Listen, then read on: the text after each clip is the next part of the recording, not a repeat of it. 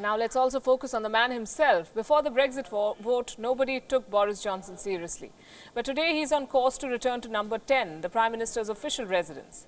As Brexit took down one Prime Minister after another in the UK, Boris Johnson, despite his quirks and blunders, secured Britain's top job. And he's now fighting to retain it.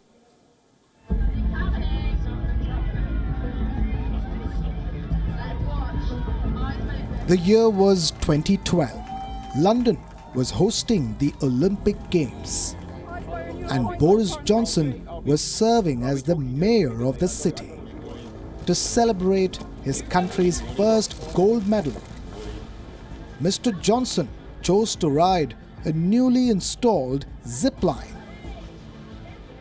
The stunt stole the limelight away from the winners, but the buzz did not last for long. Boris Johnson found himself dangling mid-air minutes after he mounted himself on that zip line. This moment personifies the political situation of Great Britain. Last month, Mr. Johnson, now the Prime Minister of his country, found himself stuck yet again, this time with Brexit. With the Parliament refusing to play ball, the British Prime Minister found no other option but to call for another election, the third one in 4 years. Boris Johnson is elected as the leader of the Conservative and Unionist Party. Today, Boris Johnson is the front runner for Prime Ministership.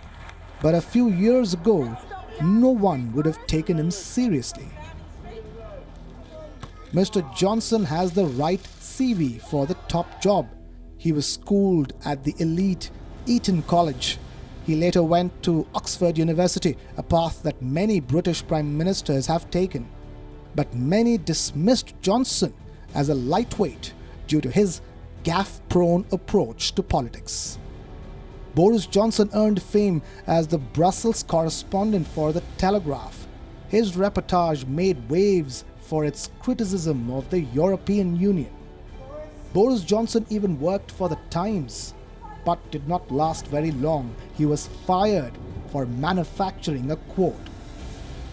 After working as a journalist for many years, he made the switch to politics. Johnson was elected Mayor of London in 2008 and served for 2 terms. But he gained worldwide fame for his aggressive campaign in favor of Brexit. When you look at the EU now, it reminds me, it makes me think, as I've just been walking around this wonderful factory, it makes me think of some badly designed undergarment that has now become too tight in some places, far too tight, far too constrictive, and dangerously loose in other places. It was comments like these that would come in handy when the exit of David Cameron triggered a leadership contest within the Conservatives. While Johnson did not win, he was rewarded handsomely. Under Theresa May's leadership, he would serve as the Foreign Secretary. Earlier this year, Theresa May announced that she was stepping down. Johnson got another chance to fight for the Prime Ministership, and he won. Johnson is the second Prime Minister to attempt a Brexit deal, but even he could not get it done. So what's next? Even if he wins the election, Johnson's own party is split over the Brexit plan. Moreover, he faces a massive campaign for yet another referendum. This could trigger more chaos in British politics. But Boris Johnson might just relish that. Bureau Report, Wion, World is One.